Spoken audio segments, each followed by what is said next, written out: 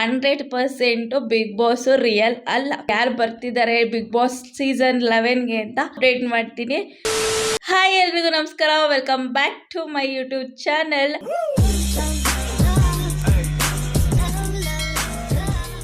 Big Boss Bigg Boss Bigg Boss ಏನು logs channel ಅಲ್ಲಿ Bigg Boss ಅಂತ ಹೇಳ್ತಿದ್ದಾರೆ ಅಂತ ಥಿಂಕ್ ಮಾಡ್ತಿದ್ದೀರಾ? ಚಾನಲ್ ನ ಸ್ಟಾರ್ಟ್ ಮಾಡಿದ್ದೆ ನಾನು ಬಿಗ್ ಬಾಸ್ಗೋಸ್ಕರ ಅಂತ. Last season rock star Kannadathi ಅಂತಿತ್ತು, ಇವಾಗ ಪರಮ್ಸುಶ್ ವ್ಲಾಗ್ ಅಂತ ಚೇಂಜ್ ಆಗಿದೆ.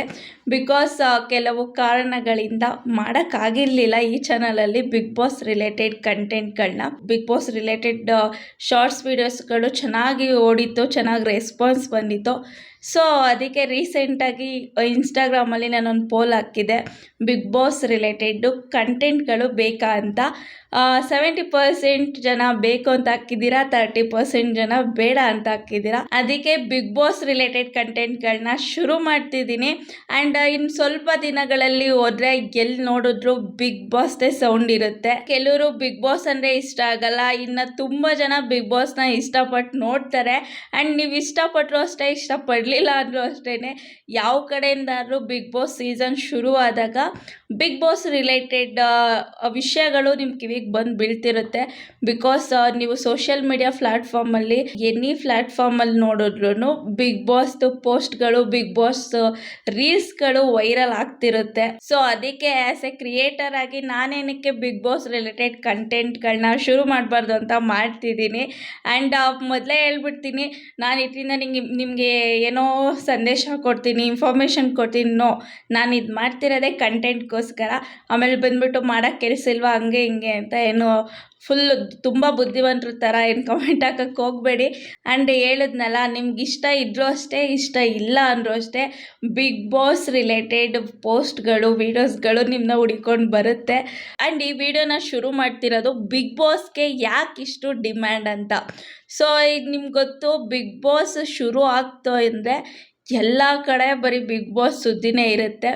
ಆ್ಯಸ್ ಎ ಆಡಿಯನ್ಸ್ ಆಗಿ ಹೇಳೋದಾದರೆ ಏನಂದರೆ, ನಿಮ್ಮನ್ನ ಆಡಿಯನ್ಸ್ನ ಅಷ್ಟು ಎಂಗೇಜ್ ಆಗಿಡೋಕ್ಕೆ ಟ್ರೈ ಮಾಡ್ತಾರೆ ಬಿಗ್ ಬಾಸ್ ಟೀಮ್ ಅವರು.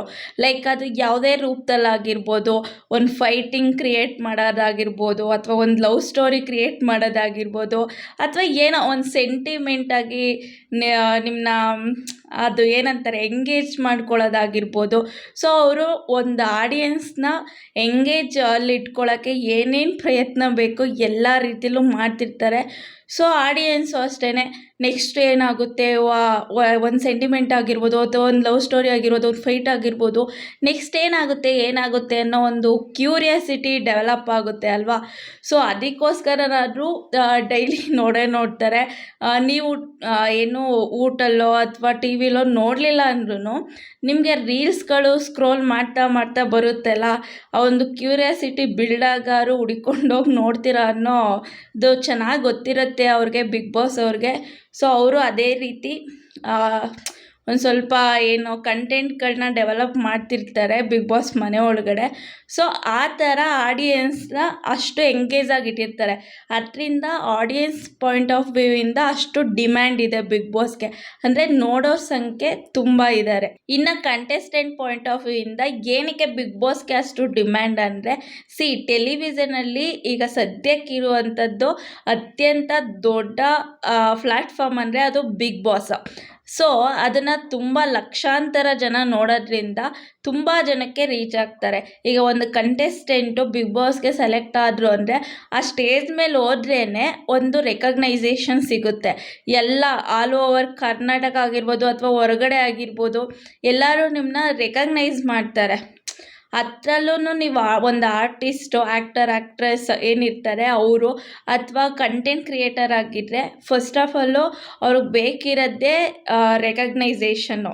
ಸೊ ನಿಮ್ಗೆ ಅದು ಅಲ್ಲೇ ಸಿಕ್ಬಿಡುತ್ತೆ. ಸ್ಟಾರ್ಟಿಂಗ್ ನೀವು ಒಂದು ಟಿ ವಿಲಿ ಕಾಣಿಸ್ಕೊಳ್ತೀರಾ, ಅದರಲ್ಲೂ ಬಿಗ್ ಬಾಸ್ ಅಂತ ಒಂದು ದೊಡ್ಡ ಪ್ಲ್ಯಾಟ್ಫಾರ್ಮಲ್ಲಿ ಕಾಣಿಸ್ಕೊಳ್ತೀರಾ ಅಂದರೆ ಆ ಒಂದು ರೆಕಗ್ನೈಸೇಷನ್ ಅಷ್ಟು ಈಸಿಯಾಗಿ ನಿಮಗೆ ಸಿಕ್ಬಿಡುತ್ತೆ. ಸೊ ನಿಮಗೆ ಫಸ್ಟ್ ಸ್ಟೆಪ್ಪು ರೆಕಗ್ನೈಸೇಷನ್ ಸಿಕ್ತು.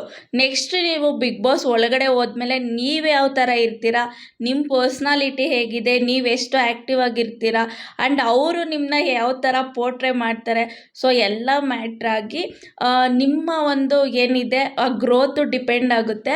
ನೀವು ಬಿಗ್ ಬಾಸಿಂದ ಹೊರಗಡೆ ಬಂದ ಮೇಲೆ ಒಂದಷ್ಟು ಆಪರ್ಚುನಿಟಿಗಳು ನಿಮ್ಮನ್ನ ಹುಡಿಕೊಂಡು ಬರುತ್ತೆ. ಈಗ ಫಾರ್ ಎಕ್ಸಾಂಪಲು ಆ್ಯಕ್ಟ್ರೆಸ್ ಇವರಾಗಿದ್ದರೆ ಅವ್ರಿಗೆ ಒಳ್ಳೊಳ್ಳೆ ಸಿನಿಮಾಗಳು, ಸೀರಿಯಲಲ್ಲಿ ಚಾನ್ಸಸ್ಗಳು ಸಿಗುತ್ತೆ.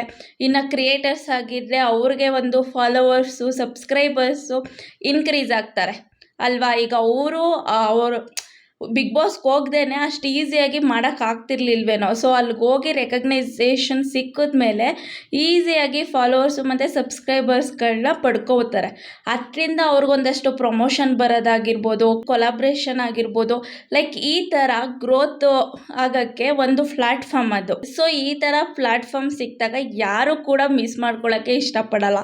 ಅದರಲ್ಲೂ ಬಿಗಿನರ್ಸ್ ಯಾರಿರ್ತಾರೆ, ಇವಾಗ ಅವರ ಜರ್ನಿ ಯಾವುದಾದ್ರೂ ಫೀಲ್ಡಲ್ಲಿ ಜರ್ನಿನ ಶುರು ಮಾಡ್ತಾರೆ ಅಂದಾಗ ಸೊ ಇಂಥ ಪ್ಲ್ಯಾಟ್ಫಾರ್ಮ್ಗಳು ತುಂಬಾ ಇಂಪಾರ್ಟೆಂಟ್ ಆಗುತ್ತೆ. ಸೊ ಅವ್ರು ಯಾರು ಮಿಸ್ ಮಾಡ್ಕೊಳ್ಳೋಕ್ಕೆ ಇಷ್ಟಪಡಲ್ಲ. ಆ್ಯಂಡ್ ಯಾರು ಇದನ್ನು ರಿಜೆಕ್ಟ್ ಮಾಡ್ಬೋದು ಅಥವಾ ಥಿಂಕ್ ಮಾಡ್ಬೋದು, ಆಪ್ಷನ್ನಾಗಿ ತೊಗೊಳ್ಬೋದು ಅಂದರೆ ಆಲ್ರೆಡಿ ಅವರೊಂದು ಫೀಲ್ಡಲ್ಲಿ ಎಸ್ಟಾಬ್ಲಿಷ್ ಆಗಿರ್ತಾರೆ ಆ್ಯಂಡ್ ಅವ್ರ ಇನ್ಕಮ್ಮು ಕೂಡ ಚೆನ್ನಾಗಿ ಬರ್ತಿರುತ್ತೆ ಅಥವಾ ಅವ್ರದ್ದೇ ಬೇರೆ ಬೇರೆ ಕಮಿಟ್ಮೆಂಟ್ಸ್ಗಳಿರುತ್ತೆ. ಸೊ ಅದರಿಂದ ಅವರು ರಿಜೆಕ್ಟ್ ಮಾಡ್ತಾರೆ. ಅದು ಬಿಟ್ಟರೆ ಇಂಥ ಒಳ್ಳೆ ಆಪರ್ಚುನಿಟಿಗಳನ್ನ ಮಿಸ್ ಮಾಡ್ಕೊಳ್ಳೋಕ್ಕೆ ಯಾರೂ ಇಷ್ಟಪಡಲ್ಲ.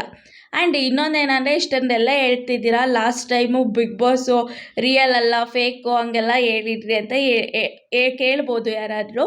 ಏನಂದರೆ ಇವಾಗಲೂ ಅದನ್ನೇ ಹೇಳ್ತೀನಿ, ಆವಾಗಲೂ ಅದೇ ಹೇಳಿದ್ದೆ, ಮುಂದೆನೂ ಅದೇ ಹೇಳ್ತೀನಿ, 100% ಬಿಗ್ ಬಾಸು ರಿಯಲ್ ಅಲ್ಲ. ಹಂಗಂತ ಎಲ್ಲ ಫೇಕು ಅಲ್ಲ. ಕೆಲವೊಂದು ಅವರು ಫೇಕ್ ಮಾಡ್ಬೋದು, ಕೆಲವೊಂದು ರಿಯಲ್ ಇರ್ಬೋದು. ಲೈಕ್ ವಿನ್ನರ್ ಯಾರು, ಸೆಲೆಕ್ಷನ್ ಯಾರ್ಯಾರು ಅಂತ ಅವ್ರ ಕೈಲೇ ಇರುತ್ತೆ, ಅದು 100%. ಅದರಲ್ಲಿ ಯಾವುದೇ ರೀತಿ ಡೌಟ್ ಬೇಡ. ಸೊ ಆಮೇಲೆ ಈ ಒಂದು ಚಾನಲ್ನಲ್ಲಿ ಬಿಗ್ ಬಾಸ್ ರಿಲೇಟೆಡ್ ಅಪ್ಡೇಟ್ಗಳನ್ನ ಕೊಡ್ತಿರ್ತೀನಿ. ಆ್ಯಂಡ್ ನೋಡೋಣ ಬಿಗ್ ಬಾಸ್ದು ಶುರು ಆಗಲಿ, ಯಾವ್ಯಾವ ಥರ ಇರುತ್ತೆ ಆ ಸಿಚುವೇಶನ್ಗಳಿಗೆ ಡಿಸ್ಕಸ್ ಮಾಡೋಣ. ನೆಕ್ಸ್ಟು ಬಿಗ್ ಬಾಸ್ ಕಂಟೆಸ್ಟೆಂಟ್ ಯಾರು ಬರ್ತಿದ್ದಾರೆ ಬಿಗ್ ಬಾಸ್ ಸೀಸನ್ 11ಗೆ ಅಂತ ನೆಕ್ಸ್ಟ್ ಅಪ್ಡೇಟ್ ಮಾಡ್ತೀನಿ. ಸೊ ನಿಮಗೆ ಆ ವಿಡಿಯೋ ಎಲ್ಲ ನೋಡಬೇಕು ಅಂದರೆ ಏನು ಮಾಡಬೇಕು, ನಮ್ಮ ಚಾನಲ್ನ ಸಬ್ಸ್ಕ್ರೈಬ್ ಮಾಡ್ಕೋಬೇಕು, ಹಾಗೆ ಬೆಲ್ಲೈಕನ್ನ ಕ್ಲಿಕ್ ಮಾಡಿದ್ರೆ ನೋಟಿಫಿಕೇಷನ್ ಬರುತ್ತೆ. ಸೊ ಬೇಗ ಸಬ್ಸ್ಕ್ರೈಬ್ ಮಾಡ್ಕೊಳ್ಳಿ. ನೆಕ್ಸ್ಟ್ ವಿಡಿಯೋದಲ್ಲಿ ಕಂಟೆಸ್ಟೆಂಟ್ಗಳು ಯಾರ್ಯಾರು ಅಂತ ತಿಳಿಸ್ತೀನಿ. ಅಲ್ಲಿವರೆಗೂ ಬಾಯ್.